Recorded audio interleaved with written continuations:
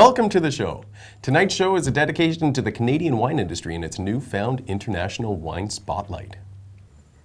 The Canadian wine industry contributed $6.8 billion to the Canadian economy last year.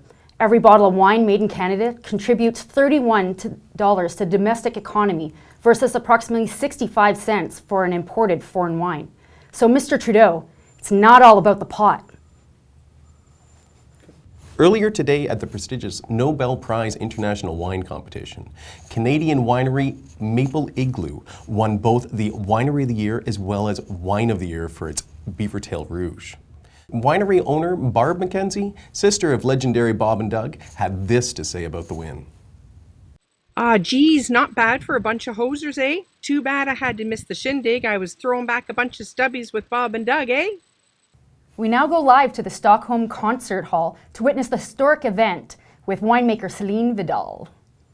The inaugural winner of the Nobel Prize for Best Wine in the World, Canadian winemaker Celine Vidal from Maple Igloo Estates. Go Canada! Yeah, yes! What the... I can't believe this. Holy shit! I can't believe nobody showed up for that. I can't wait to hear what Rand has to say about this. Are you kidding me?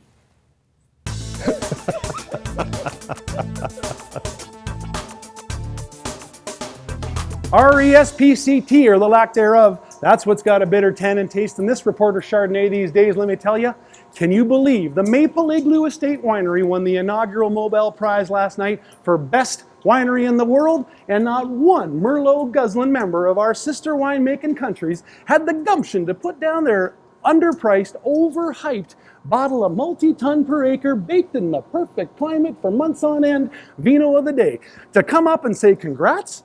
Me either. Pisses me off like when an American asks me if I know John who works in an office in Toronto. You'd think after 1994, when the folks at Mission Hill surprised everyone by knocking the pallets off the critics at IWSC competition in the UK by showing up with the best Chardonnay in the whole freaking world, our winemaking kin would stand up and take note. Nope, don't think they own a globe, had no clue where we are. Must have been a one-hit wonder, they say, like Baja Men and Who Let the Dogs Out. Woo-hoo! You know, Canadian wineries enter their table wines into international competitions all over the world, and they win thousands of awards every year. Still, the international respect is as rare as a good hair day for Donald Trump. From coast to coast, this industry has grown. True, we used to create some god-awful stuff you'd be reluctant to wash the mud off your wheels with. But hey, we're now making wines that, when presented to the world, are turning heads and making people say, eh? So, I think it's high time we take this show on the road for a little talking to winos around the world just to see what, if anything, they know about Canadian wines. Let's go.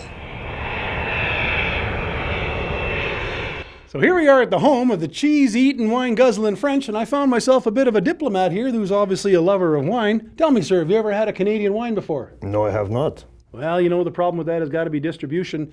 All the wines from Canada are distributed by dog sled. So, you know, in an effort to increase our distribution, we are increasing our number of dogs that we are breeding for that program. What do you think of that? It seems to make sense, huh? It does, doesn't it? I'm not sure how you are going to pull a dog sled, but if this guy says you can, I guess you can, eh? Well, here we are in Tuscany. And would you know it, here comes a couple of local gals. I think maybe they might be wine drinkers. Excuse me, ladies, but do you drink wine? Hello. Si. Fantastic. So I assume you ladies have had Canadian ice wine before, right? Si. Well, you'll be disturbed to know that this global warming we have in the world today is causing us some great deal of problems in Canada producing ice wine. But don't be afraid. What we've done is we've crossed the DNA of an iceberg with the DNA of a vine, because that's going to allow us to grow frozen grapes. And we'll be able to make more ice wine for y'all. What do you think of that? Oh, great idea. Oh. Cheers, Fräulein. So we've made our way to Germany, and here I am in Berlin, and I found myself an average German couple. I just wanted to say, you guys are enjoying a nice glass of red wine, I see? Ja, sehr gut. Just wanted you to know I substituted your German wine for a glass of our Canadian wine. And this is only made possible, yes, I know, is only made possible that because in Canada we've started a program where we've got 30,000 acres of grapes underneath a greenhouse, pumping all kinds of heat in there all summer long, just so we can grow these things. And we made ourselves a Pinot Noir. Just want to let you know, what do you think of that? Sehr gut. But is Spätburgunder, ja? No, ja, Pinot Noir. Spätburgunder. Okay, here we are in frozen Russia. Can you believe it now? They're making wines here just like we are in Canada. And tell me, sir, you guys know a thing or two about cold climate winemaking, don't you? Yeah, I kind of figured you did. So our scientists over in Canada, they developed a grape that'll go from bud break to harvest in about 2 weeks. That way we can all have our wines a little faster. What do you think of that? Yeah, no, thanks, that's okay. I'm okay. Okay, sure, I'm glad to be out of Russia. Whew, here I am in sunny Venice Beach, California, where surely to Christ I got to be able to find somebody down here that knows something about Canada and the Canadian wine industry. Oh, matter of fact, here comes a young couple. Hey, how y'all doing today? Hey, do you mind if I ask you a question about Canada? Do you guys drink wine by any chance? Oh yeah, dude. We'd like a glass or four now and then. Oh, fantastic. So surely you must have heard something about Canadian wines before, huh? You tried them? Canadian. No, Canada. I got a buddy in Toronto. John. You know John in Toronto? Yeah, no, I don't know John in Toronto. Anyhow. Well, there's probably a reason why you haven't had Canadian wines before, and that's because we don't make enough of it. But in order to create more vineyard land, what we're going to do is we're going to melt the polar ice caps. Now, I hear the benefit of this is that you guys could use some water down here in California. So we're going to harvest all that water, send it down to you free of charge. What do you think of that? Oh, bro, yeah. Bring on the water, man. Yeah, we're going to Thanks. send water, all right. Okay, thanks. G'day, welcome to Australia. May I see your passport? Absolutely. Oh, Mr. Merciless. Yes. Where are you heading? I'm going to go drink some wine with your fine countrymen. Is that right? Mm-hmm. Do you have a criminal record? Well, I didn't know I still needed one to get in. Okay, so here we are in the land down under, and Lard lifting Jesus, George. We got to be able to find somebody down here that knows something about the Canadian wine industry. Matter of fact, here come a couple of Sheilas right now. Hey, how you girls doing today? I just wondering if you guys know anything about the Canadian wine industry. Is he serious?